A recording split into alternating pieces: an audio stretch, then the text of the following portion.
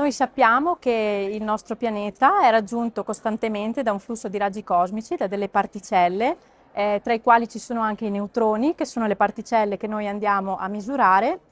perché i neutroni, quando raggiungono la superficie del nostro pianeta, interagiscono con le molecole d'acqua e sono capaci quindi di dirci quanta acqua è contenuta all'interno del suolo o della neve. Quindi diciamo che per noi i raggi cosmici sono dei messaggeri speciali e che quindi lo spazio diventa una preziosa fonte di informazione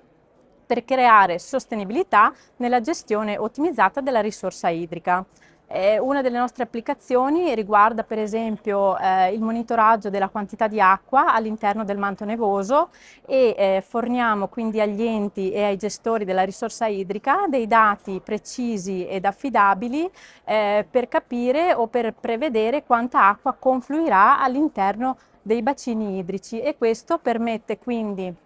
una gestione ottimizzata dell'acqua e permette di preallocare per esempio la risorsa idrica in modo efficace nei vari ambiti, come per esempio l'ambito civile, agricolo, industriale o energetico. Un esempio concreto sul nostro territorio è rappresentato dalla prima rete, diciamo, nazionale di monitoraggio della neve, che è stata realizzata con ARPA Veneto, che si occupa appunto di monitorare la quantità d'acqua presente nel manto nevoso nell'arco alpino e prealpino della regione Veneto. Ho appena parlato, diciamo, del monitoraggio della neve, però una volta che l'acqua confluisce nei bacini idrici, poi va in pianura e poi può diventare, diciamo, acqua potabile oppure acqua per l'irrigazione destinata, diciamo, all'irrigazione dei campi agricoli. E noi, una volta che l'acqua raggiunge, diciamo, la pianura, la misuriamo nuovamente e siamo in grado per esempio di dire all'agricoltore quando e quanto irrigare diciamo, i campi, e questo permette in primis, diciamo, di evitare lo spreco dell'acqua e diciamo, di ottimizzare l'irrigazione portando anche un benefit per tutta la cultura, che diventa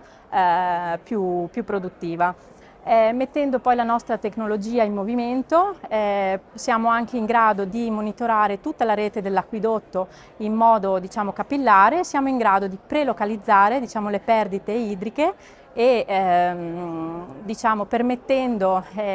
un intervento, diciamo, tempestivo e proponendo, diciamo, delle soluzioni mirate ai fini di evitare, diciamo, lo spreco dell'acqua. E infine siamo coinvolti anche, diciamo, nel monitoraggio ambientale per quanto riguarda il preallertamento di eventi, diciamo, calamitosi, come per esempio frane ed incendi, diciamo, in un'ottica di resilienza al cambiamento climatico e cercando, diciamo, di prevenire i danni di questi eventi calamitosi che purtroppo in questo periodo di cambiamento climatico diventano sempre più frequenti.